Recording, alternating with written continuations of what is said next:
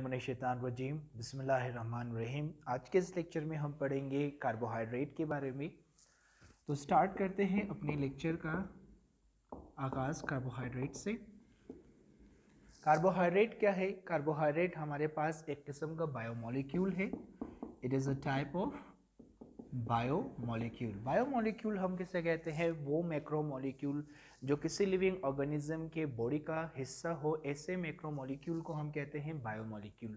तो आपने ज़हन में रखना है कि कार्बोहाइड्रेट जो है एक बायोमोलिक्यूल है, यानी एक ऐसा लार्ज मॉलिक्यूल है जो लिविंग ऑर्गेनिज्म के बॉडी का हिस्सा है। इसी तरह अगर हम देखें जो है कार्बोहाइड्रेट बेसिकली ये क्या होते हैं? कार्बोहाइड्रेट होते हैं पॉलीहाइड्रोक्सी कीटोन, या आप कह सकते हो कि दे आर पॉलीहाइड्रोक्सी एल्डिहाइड।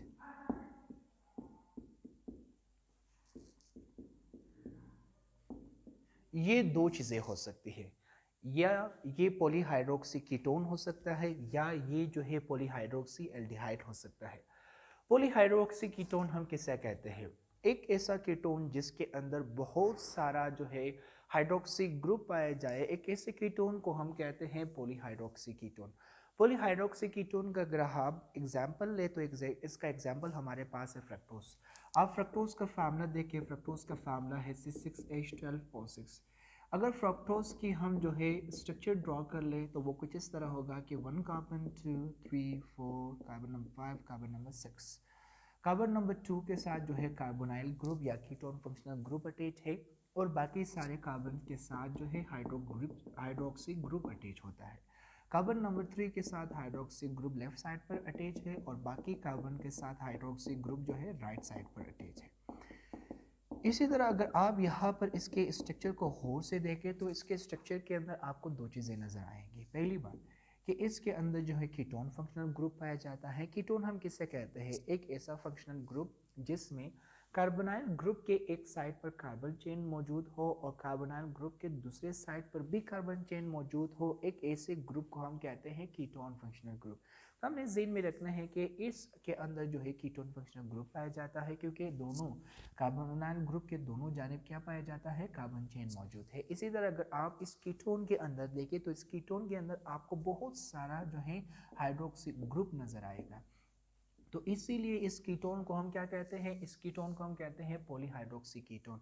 तो ये जो पॉलीहाइड्रोक्सी कीटोन है ये एक्चुअली फ्रक्टोज है, ये एक्चुअली एक किस्म का कार्बोहाइड्रेट है। तो आपने ज़हन में रखना है कि carbohydrate are actually polyhydroxy ketone. इसी तरह अगर आप पॉलीहाइड्रोक्सी एल्डिहाइड का मिसाल ले लें तो पॉलीहाइड्रोक्सी एल्डिहाइड का एग्जाम्पल हमारे पास ग्लूकोज है। ग्लूकोज का फार्मूला है C6H12O6। इसके स्ट्रक्चर को अगर आप ड्रॉ कर ले तो वो कुछ इस तरह होगा C2, C3, C4, C5 and C6। अगर आप देखें तो कार्बन नंबर 1 के साथ क्या अटैच है? कार्बोनाइल ग्रुप है अटैच है, और बाकी कार्बन के साथ जो है OH और H अटैच होता है। कार्बन नंबर 3 के साथ जो है OH लेफ्ट साइड पर अटैच है, और बाकी कार्बन के साथ जो है OH राइट साइड पर अटैच है। इस तरह एल्डिहाइड हम किसे कहते हैं? आपने ज़हन में रखना है कि C डबल बॉन्ड O को हम कहते हैं कार्बोनाइल ग्रुप। अगर कार्बोनाइल के एक साइड पर कार्बन चेन और दूसरे साइड पर हाइड्रोजन मौजूद हो तो उसे हम क्या कहते हैं? ऐसे ग्रुप को हम कहेंगे एल्डिहाइड। अगर कार्बोनाइल ग्रुप के एक साइड पर कार्बन चेन अटैच हो और दूसरे साइड पर हाइड्रोजन अटैच हो तो ऐसे ग्रुप को हम क्या कहेंगे? एल्डिहाइड ग्रुप कहेंगे। तो यहाँ पर आप देखिए ग्लूकोज के स्ट्रक्चर के अंदर ये क्या है? हमारा कार्बोनाइल ग्रुप है। कार्बोनाइल ग्रुप के एक साइड पर क्या अटैच है? हाइड्रोजन, और दूसरे साइड पर क्या अटैच है? कार्बन। तो मैंने आपको क्या बताया था कि अगर कार्बोनाइल ग्रुप के एक साइड पर हाइड्रोजन और दूसरे साइड पर कार्बन चेन अटैच हो तो उसे हम क्या कहते हैं? एल्डिहाइड कहते हैं। तो ये एक एल्डिहाइड है। इस एल्डिहाइड के अंदर बहुत सारे क्या पाए जाते हैं? हाइड्रोक्सी ग्रुप पाया जाता है। तो यहाँ ये एक ऐसा एल्डिहाइड है जिसके अंदर बहुत सारा हाइड्रोक्सी ग्रुप मौजूद है। तो एक ऐसा एल्डिहाइड जिसके अंदर बहुत सारा हाइड्रोक्सी ग्रुप मौजूद हो, एक ऐसे एल्डिहाइड को हम कहते हैं पॉलीहाइड्रोक्सी एल्डिहाइड। तो अभी आप देखिए ये जो पॉलीहाइड्रोक्सी एल्डिहाइड है ये किस चीज़ का स्ट्रक्चर है? ग्लूकोज का स्ट्रक्चर, एक कार्बोहाइड्रेट का स्ट्रक्चर है। तो इसीलिए हम कहते हैं कि कार्बोहाइड्रेट ये एक्चुअली क्या होते हैं? Carbohydrate are actually polyhydroxy ketone और दे आर पॉलीहाइड्रोक्सी एल्डिहाइड। तो carbohydrate is a biomolecule that is polyhydroxy ketone or polyhydroxy aldehyde. अगर हम देखें इसकी कंपोजिशन के बारे में, तो ये जो कार्बोहाइड्रेट है ये बेसिकली स्मॉल सब यूनिट से मिलकर बना होता है, स्मॉल मॉलिक्यूल से मिलकर बना होता है, और स्मॉल मॉलिक्यूल्स को हम कहते हैं saccharide molecules. Carbohydrate are composed of saccharide molecules. तो अगर हम देखें बेसिकली हमारे पास जो है जो सैकराइड मॉलिक्यूल्स होते हैं ये खुद जो है तीन मुख्तलिफ एटम के कॉम्बिनेशन से मिलकर बना होता है। Saccharide molecule is composed of carbon atom, hydrogen atom and oxygen atom. इसी तरह अगर हम देखें तो कार्बोहाइड्रेट के अंदर कार्बन और हाइड्रोजन और ऑक्सीजन, इनके रेशियो की अगर हम बात करें तो इसके अंदर इसकी रेशियो है C1H2O1। यानी कार्बोहाइड्रेट की इन तीनों एटम्स की रेशियो का अगर आप गौर से देखें तो यहाँ पर ये जो पोर्शन है, ये पोर्शन, ये किसकी स्ट्रक्चर है? ये पोर्शन स्ट्रक्चर होता है वाटर का। तो चूंकि कार्बोहाइड्रेट के अंदर हाइड्रोजन और ऑक्सीजन की वही रेशियो है जो वाटर के अंदर मौजूद है, इसीलिए इनका नाम हमने क्या रखा है? हाइड्रेट रखा है। हाइड्रेट से मुराद पानी। तो इनकी जो हाइड्रोजन और ऑक्सीजन एटम की रेशियो है वो पानी की हाइड्रोजन और ऑक्सीजन के रेशियो के बराबर होता है, इसीलिए इनका नाम हाइड्रेट रखा गया है, यानी इनका नाम पानी रखा गया है। और इन्हें कार्बोहाइड्रेट इसलिए नाम दिया जाता है क्योंकि इनके अंदर हाइड्रेट के साथ कार्बन भी पाया जाता है, इसीलिए इनका नाम कार्बोहाइड्रेट रखा गया है। तो आपने ज़हन में रखना है कि जो कार्बोहाइड्रेट है वो बेसिकली स्मॉल मॉलिक्यूल्स से मिलकर बना है, और इन स्मॉल मॉलिक्यूल्स को हम कहते हैं saccharide. Saccharide basically carbon, hydrogen and oxygen से मिलकर बना है। क्योंकि कार्बोहाइड्रेट के अंदर ऑक्सीजन और हाइड्रोजन की वही रेशो है जो पानी के अंदर मौजूद है, इसीलिए इनका नाम हाइड्रेट रखा गया है। और कार्बो इसे इसलिए कहा जाता है क्योंकि इसके अंदर कार्बन भी पाया जाता है, इसलिए इसका पूरा नाम क्या बनता है? कार्बोहाइड्रेट बनता है। सैकराइड मॉलिक्यूल्स की तादाद की बुनियाद पर हमने जो है कार्बोहाइड्रेट को तीन ग्रुप्स के अंदर डिवाइड किया हुआ है। एक को हम कहते हैं मोनोसैकराइड,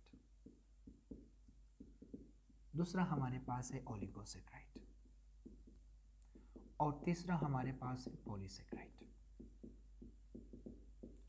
मोनोसैकराइड हम किसे कहते हैं? एक ऐसा कार्बोहाइड्रेट जो सिर्फ एक सैकराइड सब यूनिट से मिलकर बना हो, एक ऐसे कार्बोहाइड्रेट को हम कहते हैं मोनोसैकराइड। मोनोसैकराइड का एग्जाम्पल हमारे पास है ट्रायोसिस, इसका एग्जाम्पल हमारे पास है पेंटोसिस, इसका एग्जाम्पल हमारे पास है एक्सोसिस। यहाँ पर अगर आप ट्रायोसिस की बात करें तो ट्रायोसिस एक ऐसा मोनोसैकराइड है जिसके अंदर 3 कार्बन पाया जाता है, और इसका एग्जाम्पल हमारे पास क्या है? Glyceraldehyde and dihydroxy acetone. ये दोनों जो हैं एक ट्रायोसिस है। और ट्रायोसिस हम किसे कहते हैं? एक ऐसा मोनोसैकराइड जिसके अंदर सिर्फ 3 कार्बन एटम मौजूद हो। पेंटोसिस की अगर हम बात करें तो पेंटोसिस भी एक मोनोसैकराइड है, और इस मोनोसैकराइड के अंदर 5 कार्बन्स पाए जाते हैं। पेंटोसिस का एग्जाम्पल अगर हम देखें तो इसके एग्जाम्पल हमारे पास है ATP, NAD, NADP, FAD and RNA। RNA के अंदर जो है कौन सा पेंटोसिस पाया जाता है? RNA जो है इसके अंदर एक किस्म का पेंटोसिस पाया जाता है जिसे हम कहते हैं राइबोस। इसी तरह अगर हम जो है FAD की बात करें और NAD, ATP और इन सब की बात करें तो इन सब के अंदर भी क्या पाया जाता है? इन सब के अंदर भी राइबोस ही पाया जाता है। इसी तरह अगर आप RUBP की बात करते हो तो RUBP भी जो है एक पेंटोसिस है, और इस पेंटोसिस के अंदर क्या पाया जाता है? इस पेंटोसिस के अंदर पाया जाता है राइबोलोज।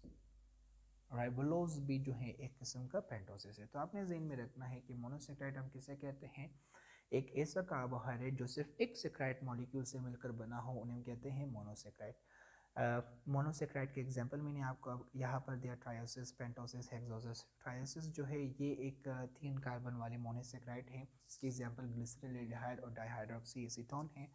पेंटोसिस जो है एक ऐसा मोनोसैकराइड है जिसके अंदर 5 कार्बन पाया जाता है, इसकी कॉमन एग्जांपल हमारे पास है राइबोस और राइबोलोज।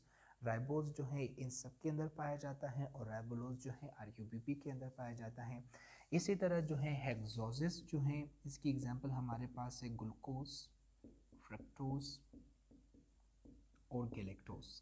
ये सब हमारे पास क्या है, ये सब हमारे पास है हेक्सोसिस। और हेक्सोसिस वो मोनोसेक्राइड है जिसके अंदर 6 कार्बन एटम पाए जाते हैं।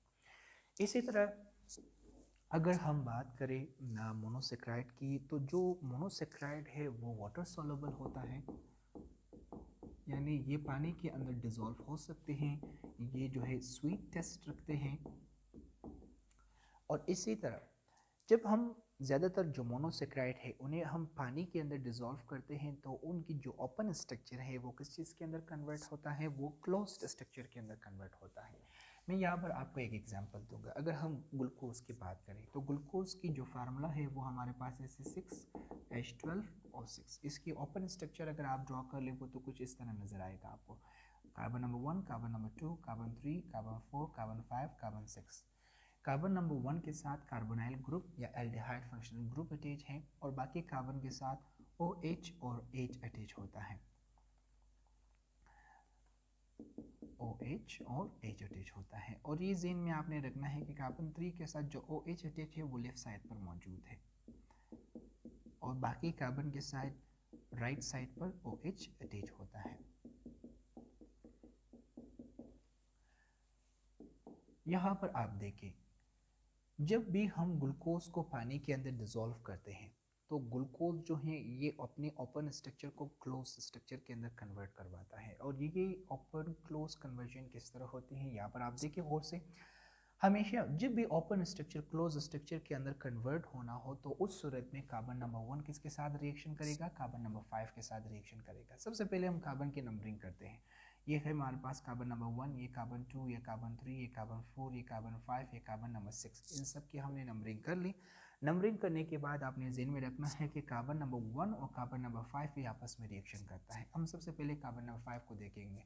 यहाँ पर आप देखिए कि ऑक्सीजन और कार्बन के बीच क्या पाया जाता है, सिंगल बॉन्ड पाया जाता है। कार्बन चूँकि उसकी इलेक्ट्रोनेगेटिविटी कम है और ऑक्सीजन की इलेक्ट्रोनेगेटिविटी ज़्यादा है तो ऑक्सीजन क्या करेगा, ऑक्सीजन इन बॉन्ड्स की इलेक्ट्रॉन को ले लेगा, जिसकी वजह से बॉन्ड यहाँ पर होगा ब्रेक। चूँकि ऑक्सीजन ने बॉन्ड्स की इलेक्ट्रॉन ले ली है इसीलिए ऑक्सीजन के ऊपर कौन सा चार्ज आएगा, नेगेटिव चार्ज। और कार्बन चूँकि उसने अपनी इलेक्ट्रॉन लूज की हुई है इसीलिए कार्बन के ऊपर कौन सा चार्ज आएगा, पॉजिटिव चार्ज आएगा। इसी तरह यहाँ पर आप देखिए कार्बन नंबर 1 पर, कार्बन नंबर 1 के अंदर भी जो है कार्बन और ऑक्सीजन के बीच डबल बॉन्ड पाया जाता है। ऑक्सीजन की इलेक्ट्रोनेगेटिविटी कार्बन के बनिस्बत ज़्यादा है इसीलिए ऑक्सीजन डबल बॉन्ड की इलेक्ट्रॉन को क्या करेगा, बाहर निकाल कर अपने लिए ले लेगा, जिसकी वजह से डबल बॉन्ड यहाँ पर क्या होगा, ब्रेक होगा। चूँकि ऑक्सीजन ने इलेक्ट्रॉन ली हुई है इसीलिए ऑक्सीजन के ऊपर कौन सा चार्ज आएगा, नेगेटिव चार्ज। और कार्बन ने जो है इलेक्ट्रॉन अपना लूज किया हुआ है इसीलिए कार्बन के ऊपर कौन सा चार्ज आएगा, पॉजिटिव चार्ज आएगा। यहाँ पर आप देखिए OH के ऊपर कौन सा चार्ज है, नेगेटिव चार्ज, और कार्बन के ऊपर कौन सा चार्ज है, पॉजिटिव चार्ज। तो नेगेटिव OH पॉजिटिव कार्बन के साथ जाकर क्या होगा, अटैच हो जाएगा। यहाँ पर आप देखें ये इसके साथ क्या हुआ, जाकर अटैच होता है। और इसी तरह यहाँ पर अगर आप गौर से देखें, ऑक्सीजन के ऊपर कौन सा चार्ज है, नेगेटिव चार्ज, कार्बन के ऊपर कौन सा चार्ज है, पॉजिटिव चार्ज। तो नेगेटिव ऑक्सीजन पॉजिटिव कार्बन के साथ जाकर क्या होगा, अटैच होगा। तो सबसे पहले हम कार्बन नंबर 1 को ड्रॉ करते हैं। ये हमारे पास क्या है, ये हमारे पास है कार्बन नंबर 1। कार्बन नंबर 1 किसके साथ अटैच है, ये अटैच है ऑक्सीजन के साथ। और इसी तरह आप देखिए कार्बन नंबर 1 और किसके साथ अटैच है, OH के साथ। अगर पहला OH या जो भी है, अगर OH लेफ्ट साइड पर मौजूद था तो रिंग स्ट्रक्चर के अंदर, क्लोज स्ट्रक्चर के अंदर लेफ्ट साइड वाले OH को हम ड्रॉ करेंगे अबव द रिंग। इसी तरह आप देखिए कार्बन नंबर 1 के साथ और क्या अटैच है, एक हाइड्रोजन भी अटैच है। कार्बन नंबर 1 और किसके साथ अटैच है, कार्बन नंबर 2 के साथ अटैच है, ये कार्बन नंबर 2। इसी तरह कार्बन नंबर 2 के साथ अगर आप गौर से देखें तो कार्बन नंबर 2 के साथ दो चीज़ें अटैच है, OH अटैच है और H अटैच है। क्योंकि OH राइट साइड पर है, अगर OH राइट साइड पर हो तो वो रिंग के नीचे उसे हमें ड्रा करना पड़ेगा। तो ये OH और ये उसका H। इसी तरह आप देखिए कार्बन नंबर 2 और किसके साथ अटैच है, ये कार्बन नंबर 3 के साथ अटैच है, ये कार्बन नंबर 3। कार्बन नंबर 3 के साथ दो चीज़ें अटैच हैं, OH अटैच है और H। क्योंकि यहाँ पर OH लेफ्ट साइड पर मौजूद है तो उसे हम ड्रॉ करेंगे अबव द रिंग और H को नीचे ड्रॉ करेंगे। इसी तरह अगर आप देखें कार्बन नंबर 3 और किसके साथ अटैच है, ये कार्बन नंबर 4 के साथ अटैच है। ये हमारे पास है कार्बन नंबर 4। कार्बन नंबर 4 दो चीज़ों के साथ अटैच है, OH और H। चूँकि OH राइट साइड पर है तो उसे हम नीचे ड्रॉ करेंगे और हाइड्रोजन को अपर ड्रॉ करेंगे। इसी तरह कार्बन नंबर 4 को अगर आप और से देखें तो कार्बन नंबर 4 किसके साथ अटैच है, ये अटैच है कार्बन नंबर 5 के साथ। ये हमने कार्बन नंबर 5 भी ड्रॉ कर लिया। इसी तरह ये कार्बन नंबर 5 ड्रॉ करने के बाद आप देखिए कार्बन नंबर 5 किसके साथ अटैच है, कार्बन नंबर 5 अटैच है हाइड्रोजन के साथ। ये हमने हाइड्रोजन ड्रॉ कर ली। इसी तरह कार्बन नंबर 5 और किसके साथ अटैच है, कार्बन नंबर 5 अटैच है ऑक्सीजन के साथ। यहाँ पर आप देखिए ये कार्बन नंबर 5 किसके साथ अटैच है, ऑक्सीजन के साथ। ये हमने अटैच कर लिया। इसी तरह आप देखिए कार्बन नंबर 5 वो किसके साथ अटैच है, ये कार्बन नंबर 6 के साथ अटैच है। और कार्बन नंबर 6 तीन चीज़ों के साथ अटैच है, OH और 2 हाइड्रोजन। ये एक OH और ये हमारे पास 2 हाइड्रोजन हो गए। ठीक है, तो यहाँ पर देखिए कि ये जो ओपन चेन ऑफ ग्लूकोज था ये किस चीज़ के अंदर कन्वर्ट हुआ, ये क्लोज्ड चेन के अंदर कन्वर्ट हुआ। जब भी आप ग्लूकोज या मोनोसेक्राइड्स को पानी के अंदर डिसॉल्व करते हो तो इनकी जो ओपन स्ट्रक्चर है वो क्लोज स्ट्रक्चर के अंदर कन्वर्ट हो जाता है।